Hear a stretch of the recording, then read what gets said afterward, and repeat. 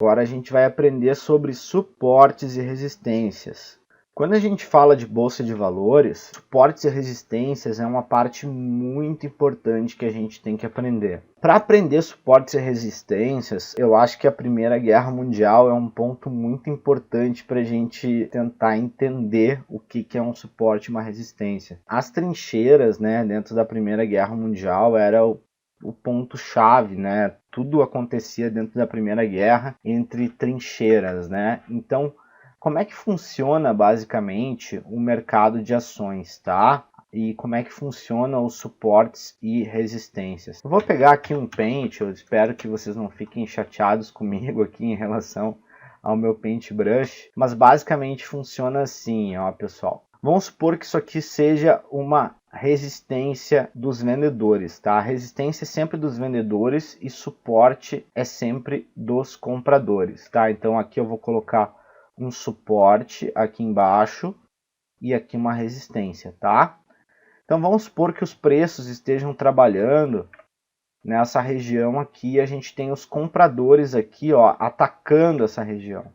Aqui a gente tem os vendedores defendendo essa região. Essa aqui é digamos que é uma região de preços, tá?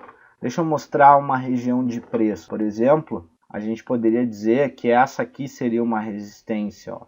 É uma região de preços importante, que depois de rompida, ó, essa região de preços, ó, depois de rompida, ela faz um movimento direcional, tá?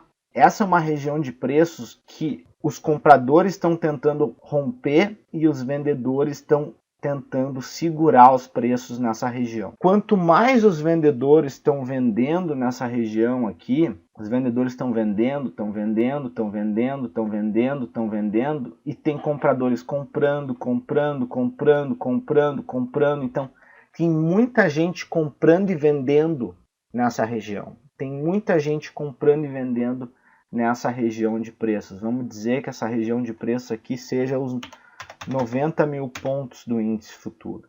O que acontece? Tem muita gente lembrando dessa região de preço. Então, se o preço chega a 91 mil pontos, tem muita gente que quando o preço está em 91 mil pontos, ou está ganhando dinheiro, ou está perdendo dinheiro, porque ou vendeu em 90 mil pontos, ou comprou em 90 mil pontos. Então, essa é uma região muito importante dos preços. Então, se essa região for rompida, a gente pode considerar ela como uma trincheira, como uma base de resistência dos vendedores. O que acontece? Se essa região for rompida, normalmente o que vai acontecer com os preços? Vai acontecer isso aqui, ó, vai acontecer um movimento direcional. E o mercado vai subir, por quê? Porque o mercado vai procurar a próxima resistência, a próxima base dos vendedores. Essa base vai ser abandonada, os vendedores vão recuar e vão ir para a próxima base. A mesma coisa aconteceria com o suporte dos compradores, entendeu?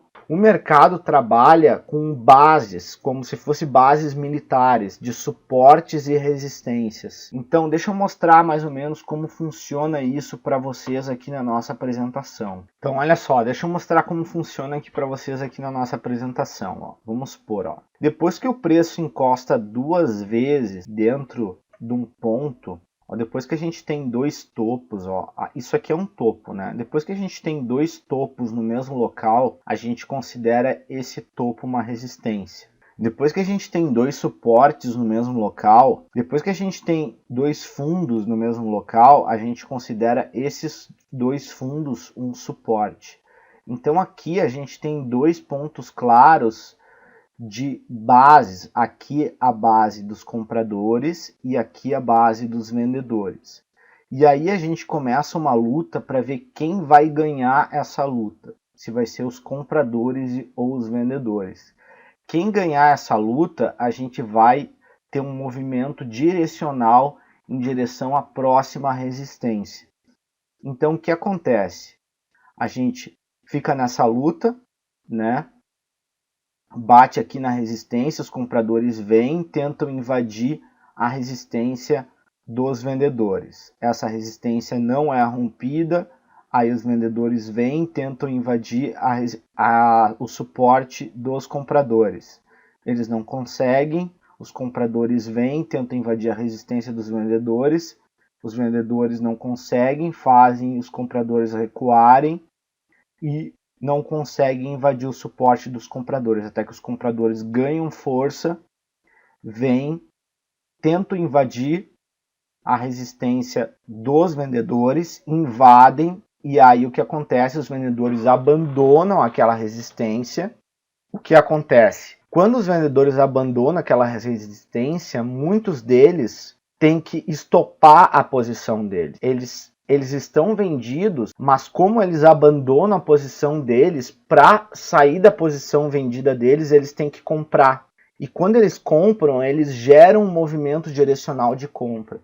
E para eles recuarem, eles geram então esse movimento direcional até a próxima resistência. E aí então eles geram uma nova resistência nessa região aqui. E aí sim eles conseguem fazer os compradores recuarem até o próximo ponto de suporte, que normalmente é aonde? É a base, onde era a base dos vendedores, que agora se tornou a base dos compradores. Então normalmente quando uma resistência é rompida, ela se torna um suporte. Então esse ponto de suportes e resistências é muito importante e é uma das principais bases da análise técnica clássica também, tá? Então um dos pontos importantes da gente estar falando aí da suportes e resistências é quanto maior o número de toques, mais forte é o suporte e a resistência, tá? Vamos vir aqui para o gráfico e vamos procurar então por suportes e resistências dentro do gráfico do índice futuro. Então como é que a gente faz para procurar por suportes e resistências, tá?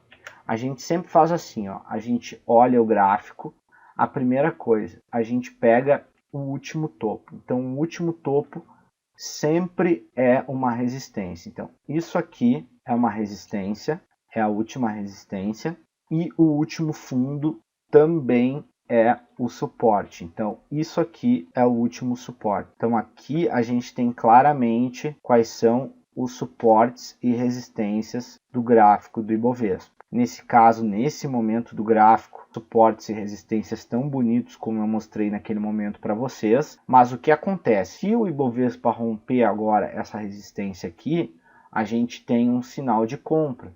Assim como foi, por exemplo, o rompimento dessa resistência aqui, ó. Quando a gente tinha essa resistência aqui e ela foi rompida, a gente teve um claro sinal de compra, ó, que foi um sinal, por exemplo, que gerou um pivô, que é o que a gente vai aprender depois. Então isso aqui foi uma resistência que foi rompida, e logo depois que ela foi rompida, ela gerou um claro sinal direcional de compra, ó. E o mercado continua direcional e já gerou uma nova resistência aqui em cima, ó. Inclusive, a gente tem outra resistência aqui que a gente poderia estar marcando, ó, que é essa resistência aqui, ó. Então vocês podem ver que a maioria das resistências, elas são geradas sobre quê? Sobre topos e fundos. Né? Então isso aqui é uma resistência também. A gente pode ver que o preço está trabalhando em cima da resistência. Ela foi rompida, mas agora o preço está dançando em cima dessa resistência. Né? A gente pode ver outro suporte importante dos preços nessa região aqui, ó. Então essa região aqui é um suporte importante dos preços também. Se a gente for mais para trás no gráfico, a gente pode procurar por mais sinais de suportes e resistências. Por exemplo, aqui a gente tem outro suporte importante. Ó, e aí, como o mercado está em tendência de alta, ó, agora a gente só pode procurar por suportes. Então aqui a gente tem outro suporte importante. E eu acho que aqui tá bom para a gente definir os suportes e as resistências que a gente tem, né? O mercado está em tendência de alta, provavelmente o mercado aqui vai romper e vai continuar subindo, né? Normalmente quando o mercado está em tendência, ele tem a tendência de continuar em tendência, né? Bom, pessoal, esse é o conceito de suportes e resistências, é um conceito muito importante, tá? Acho muito importante vocês prestarem atenção. Se vocês não entenderam, assiste mais de uma vez essa aula, tanto essa aula como a aula de topos e fundos, são duas aulas muito importantes é importante que você procure por topos e fundos no gráfico, desenhe eles, tanto eles como suportes e resistências também, procure por eles no gráfico. Aqui a gente tem suportes e resistências muito bem desenhados, porque isso aqui são figuras gráficas, né? São retângulos, né? A gente poderia até estar procurando por retângulos aqui no gráfico para mostrar para vocês, né? Deixa eu procurar um retângulo aqui no gráfico para mostrar para vocês aqui. Vou ver aqui no Ibovespa, um retângulo, tá difícil. Aqui o que a gente tem, ó, é um triângulo, ó. É uma figura gráfica, ó. E aí a gente pode desenhar os topos e fundos em cima desse triângulo, ó. E aí, cadê os topos e fundos aqui? Aqui tem um topo. Aqui tem um topo. Aqui tem um topo. Essa é uma estrutura de compressão dos preços que eu vou ensinar para vocês depois, tá? Aqui tem um topo. Aqui tem um fundo. Aqui tem um fundo. Aqui tem um fundo. Aqui tem um fundo. Aqui tem um fundo, né? E aí o mercado veio direcionalmente depois que rompeu o triângulo, né? Então, quando a gente tem estruturas de compressão de preços, a gente tem muitos topos e fundos juntos, tá, pessoal? Aqui a gente tá difícil encontrar uma estrutura tão bonita quanto aquela, né? É raro encontrar estruturas tão bonitas quanto aquelas ali, tá bom?